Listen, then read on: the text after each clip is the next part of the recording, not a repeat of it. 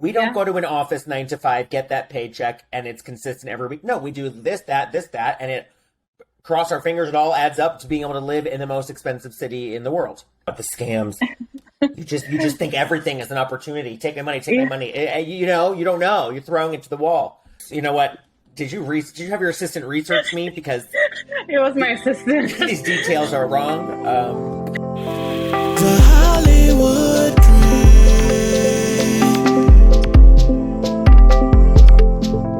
The Hollywood Dream. Hello and welcome to the Hollywood Dream podcast, the podcast where we talk about the journey to reaching that big Hollywood dream, whatever that might be. And in today's episode, I'm sitting down with one of the funniest people I know. His name is Brett Epstein. He is an actor, a writer, a producer, a comedy genius. He's done tons of TV work. You can see him on the Dem Michael Shea show on HBO, Friends from College on Netflix. He's done tons of theater work in New York City, and he's one of the he's the producer and creator of the 7x7 series, a quarterly theater series here in New York City, hosted at the Tank Theater. So sit back and enjoy this episode with my dear friend, Brett Epstein. All right, so how are you? I'm so excited to do this with you. Thank you so much for doing it. You're very welcome.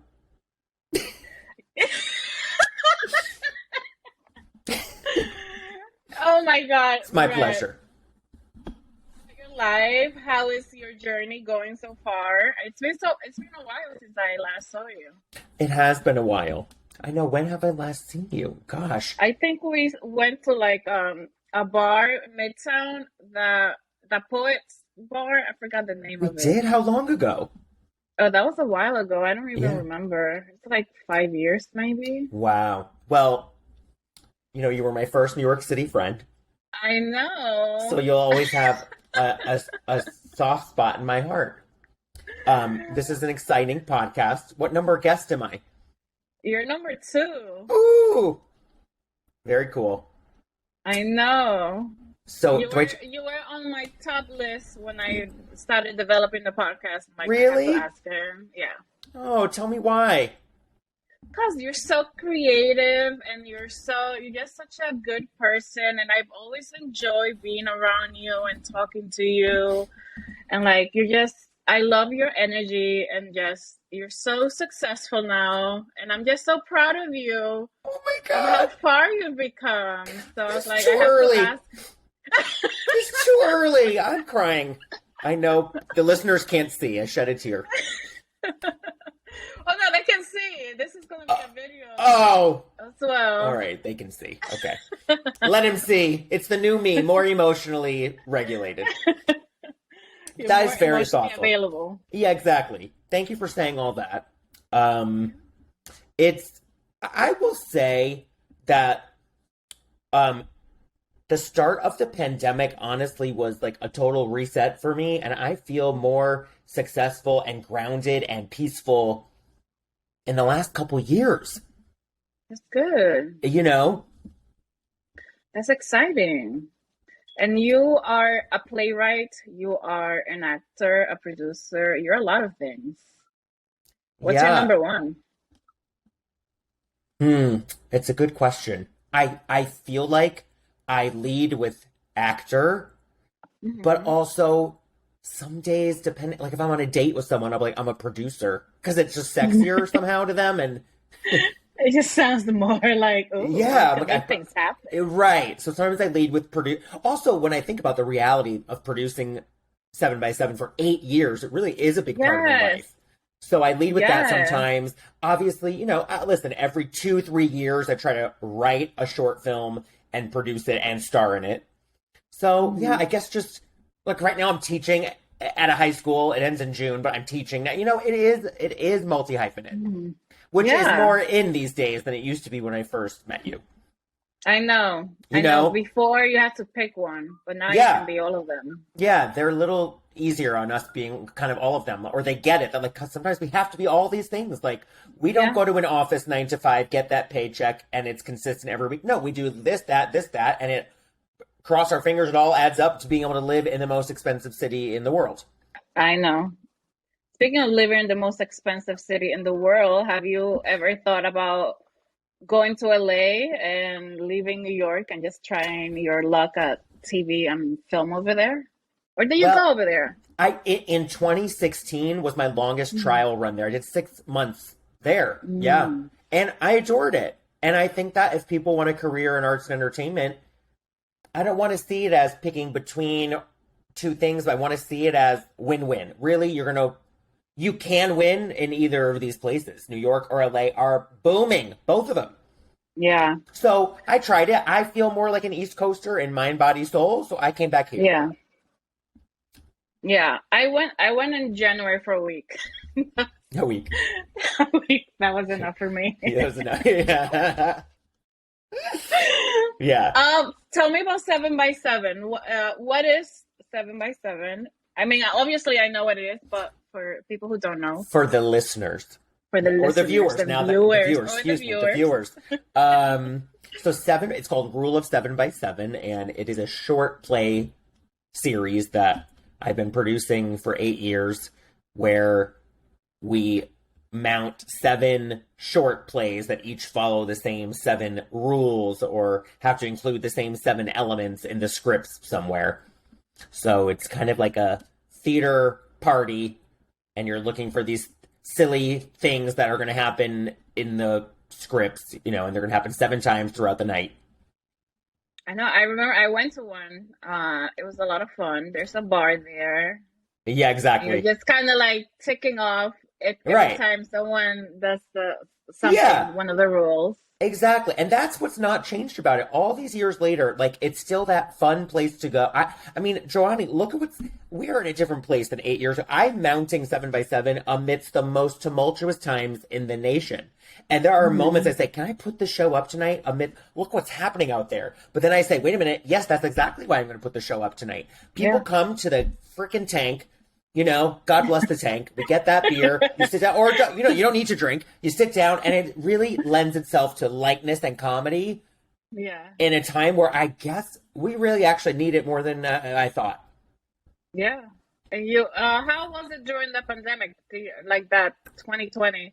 You Eat took a break, or you still did it no like break, Zoom? no break, because of all shows in New York City, 7x7 is the easiest to transfer to Zoom. There was never any Yeah. production values, right? I mean, like, what's the difference? Like, it still brought entertainment and lightness and joy when they needed it, and Yeah. you know what I mean? It was easy to mount on Zoom. 7x7 is always about top-notch, hopefully, top-notch Yeah. comedic scripts. The writing has to be good. We don't need much else. And the acting. Yeah. And the directing. Yeah. That's it. And the producer. Okay. You know what? Everything has to Yeah. be perfect. No, it's a lot of fun. I remember I went to it. And I know, like, you went to school for playwriting first. And what was the inspiration? Like, what made you decide that you wanted to be a playwright? Well, actually, I majored in theater and minored in Well, writing. Okay. Yeah. Sorry. So, you know what? Did you have your assistant research me? Because It was my assistant. these details are wrong. This is my assistant. He did all the work. Oh, geez. Oh, it's not getting paid enough. He slacked. Okay. Yes. So theater, writing.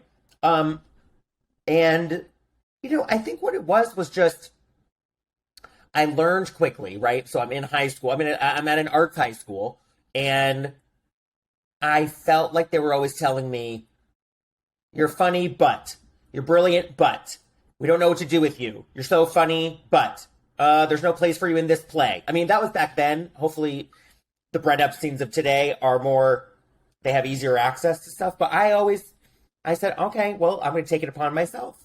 And I wrote when I was young, and I wrote in high school, and I wrote plays, and I wrote stuff, and I put it up, and I acted in it, and I paved my own way that way because I felt like I had to. Otherwise, it's depressing. You go, well, gee, they're not casting me or using me properly. Okay, well, knock the doors down and do it yourself. I mean, I was 15 and I learned that the hard way. But I guess I'm glad I did. Remember that play? One thing that I always admire about you is that when I first met you, we're always trying to find ways to put on your own plays. And you did a play I forgot where it was. It was like somewhere on 44th Street, and I was your stage manager, and you read a whole play that you wrote when you were like 8. Oh my God, we read my horror screenplay that I wrote when I was like, I don't even know. Oh, Secret Screams, I think it was called. That was really rough. That was, ooh, thank God we can make it comedy. Wow. I know. That was funny. So what is your ultimate goal as like a writer, producer, actor? What is your Hollywood dream?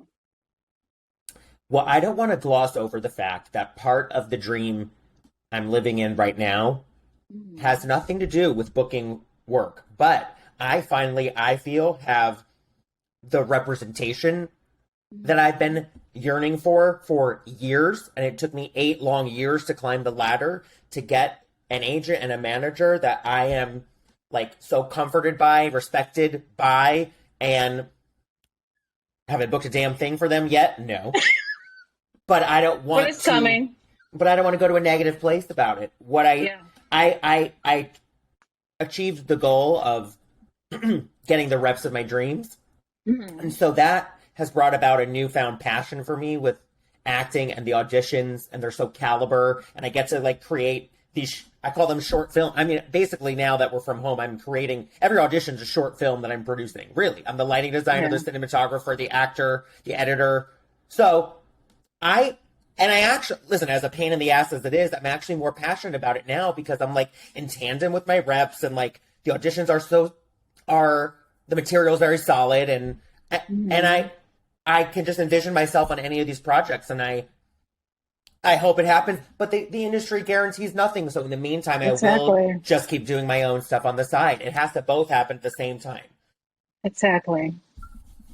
Do you feel like when you were starting out, getting the agent and a manager was the hardest part for you, or was there something else that was really difficult when you first moved here? I think it's like it's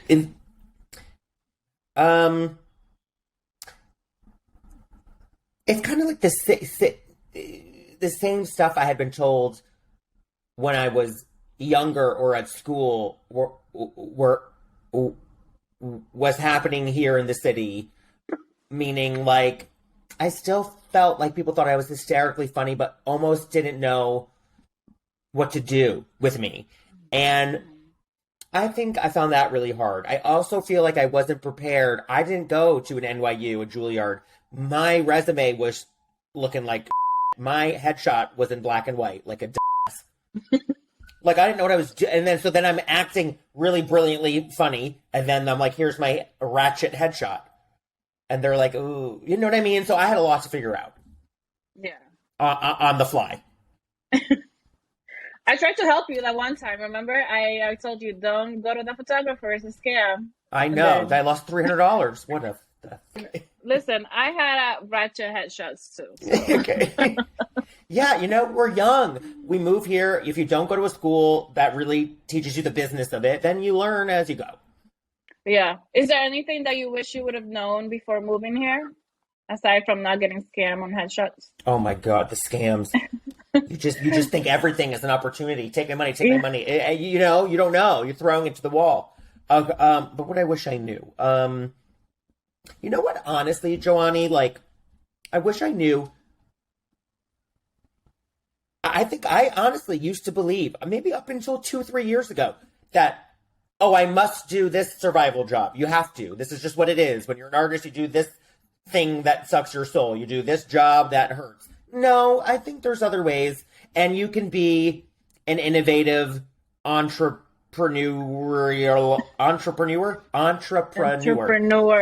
And, and I wish I knew that a little earlier, like, find ways to make your money. Find ways that you can make money that you enjoy, and don't go down dark roads that hurt your soul for money.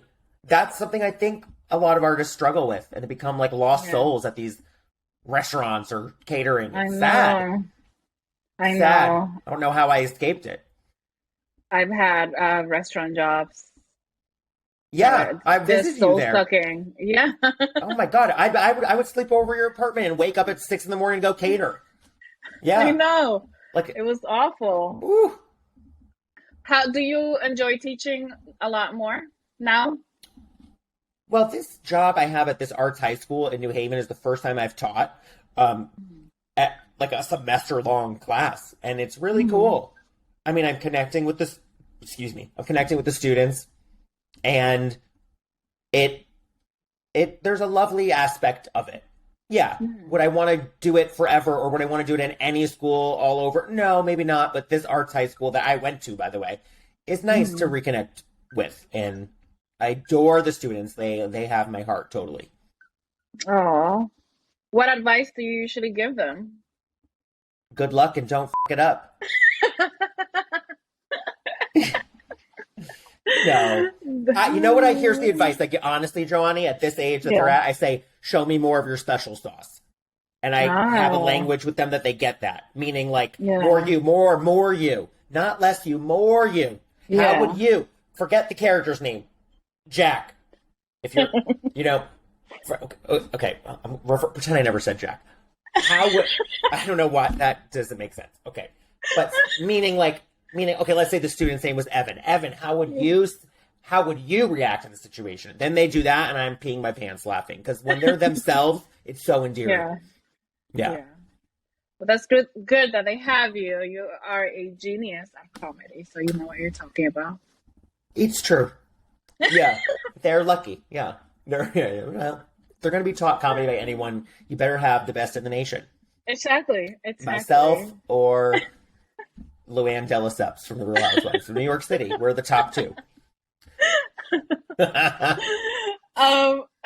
Speaking of advice, what is like the best advice you've received in your journey so far? Okay, you know what's so funny? I there's so much good advice, but I'm going to remember the most recent. And because we're talking about reps and stuff like that. Mm-hmm. And this is why I say, let's not freak out when you have a spell of not booking jobs that you've auditioned for or got callbacks from, because I had a dark moment where I said, oh my God, I'm nervous. Okay, I'm loving the work, I'm loving the auditioning, but I haven't booked in a while. Go to the reps, I bring this anxiety to them, and they said, we're not worried about that. Don't spiral. Don't, that's not your job. Your job is not to book. Your job is to make the best audition you can when we send you these auditions. You are doing that. I don't know. I needed to hear it at that moment because who doesn't want to book? First of all, you're trying to make a living, right? Like, so of course I want to book, but that advice, and this is how, that's what I mean, Joanny. It's like, I don't want to feel like a number with an agency or a manager, that they could talk to me human to human and say, we got you, boo. We like the work you're doing. Yeah, it sucks you haven't booked yet. But we're with you. We're with you. We believe. I go, oh my God. It's just it's heartwarming. And it makes me keep, do you know what I mean? Because there's going to be those moments. God, the last how many I didn't book, like, it sucks. But we don't control that. So let me not pretend that I have control over that. Let me just do, as I said, create a masterful short film every time I'm going to audition. That's my job. That's my job. I think that's the best. That's the best thing to have as a manager, because like when I moved here and I had a manager, I felt like I was just a number. I was just another Latina girl in his roster, and he would just send me. And when I got there, there'll be 10 other girls that look like me that work with him. So to have that person or like agent manager that's like that can talk to you like a human and be like, you know what, you're here for a reason. We believe in you. Just keep going. It's important. Yeah, and perhaps I just hadn't in my journey climbing the ladder, like perhaps I just hadn't experienced that in such a way yet. And then in the last year and a half I have, and it's such a nice thing, a special thing, you know, to be able to go visit them in the office, get a hug. You're like, oh, this is just feels different. It's cool. It's nice. It's nice. It feels good. You feel for you. It's personable. How long have you been working with them? So the agent about a year and a half, and then halfway through that, they hooked me up with this manager that I love. Okay. Yeah. Amazing. When is your next 7x7 series? I'm emailing right now about that. It's probably going to be March or April. Oh, I wish I had the dates for this. I'll email you if I get it. It's going to be soon. Yeah, we're talking. And if you're a playwright, a young playwright, how can they submit to your series? Well, contrary to what Johanny just said, you can also be an old playwright. I am not ageist, and you can be old or young, honey. Okay? We need a little bit older too. Okay. Yes, please visit www.thetanknyc.org/rule-of-7x7. Now, if that's too annoying, email me directly, ruleofshow@gmail.com. And I will insert the whole thing on the screen when in the editing room. And please insert also my website. It's brett.net. ITSBRETT.net. I will. And what do you think, or have you noticed, or the one thing that you've noticed that, like, what has changed in you from when you moved to New York to now? Confidence, or what was I'm it? a different, but peace of mind, peacefulness. I did not have that. And that's in the last 2-3 years. Totally changed. Thank God it did. I moved. First of all, I can't say enough, everyone, whether there's roommates or not, a peaceful home base, a home. I didn't realize the value of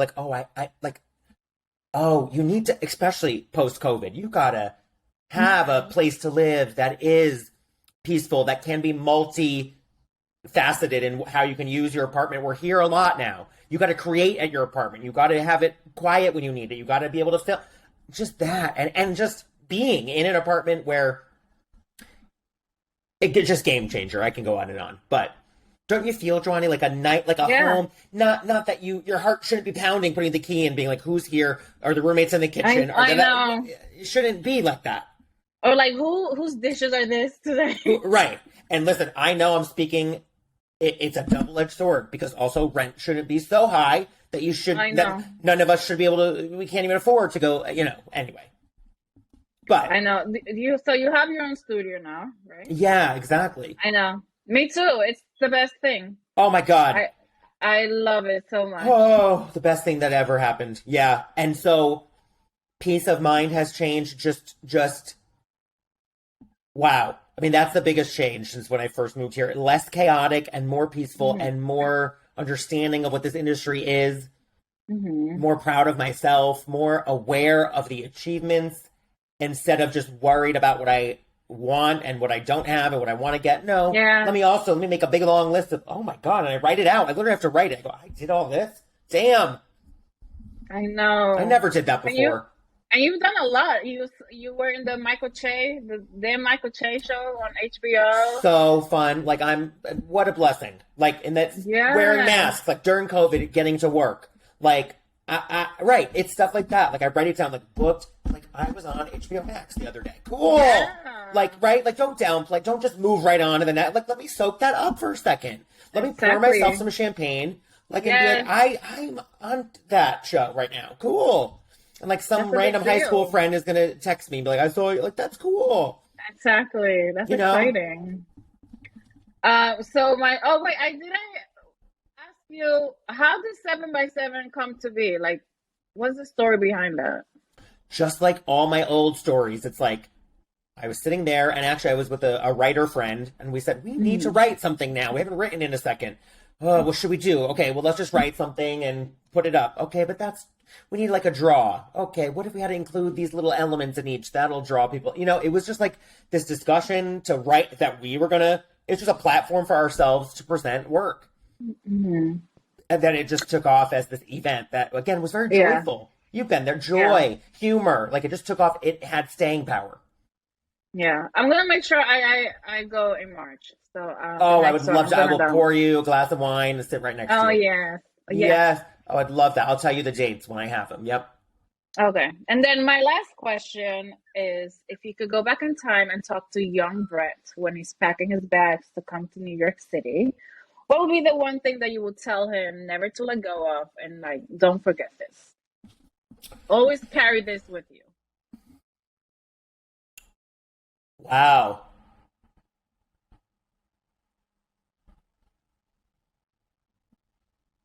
I would say, honestly, for me, remember to really experience and feel the highs and the lows. I think for many years I was in the middle ground. I don't really want to I think that it's like was a lot of running around, not taking things in. And I only really truly realized that when the pandemic hit and we all had to stop, drop, and roll and reset. And I said, oh my God, I just feel quiet. I feel peace. I feel, I mean, for 8 years, I must have just been go, go, go, go, run, run, run. And I don't know that I felt a lot of those highs and lows, excuse me, as much as I should have. So really, the cliche lesson is be in the moment. Otherwise, what are we doing? What am I doing? I need to really, if I'm going to say, yes, I can do your podcast, I need to clear this time, talk to you here, and not be like, yeah, Joanie, good question, and do this at the same. Like, I think I was doing that, Joanie. A lot of 7 places at once. A lot of doing a job I hated. So then, like, being on the phone while I'm at this job I hated, and just, it got messy. And now my schedule and my calendar is more like, oh, I don't mind doing that. I like this. I like that. I don't mind that. Now it's just things that make me a little more, I don't know, at peace or I enjoy. And this is a long way to say, I guess, just, what am I trying to say, Joanie? Yeah, be in the moment. Just be in the moment. Right? Like, and don't enjoy every experience. Yeah. Don't. I mean, the world out there, especially in 2023, the country, more it's the country is scary enough. So don't add more turmoil to your own life, right? Don't add more to it. I was exacerbating it by like being in a world of neuroses, especially in this industry, Joanie. This industry is so kooky doodle that it can drive you to be like, what do I even do today and tomorrow? What do I do? Like, this is insane. There's no rule book. There's no rules. There's no structure. You have to find it yourself. Exactly. This is our life to live.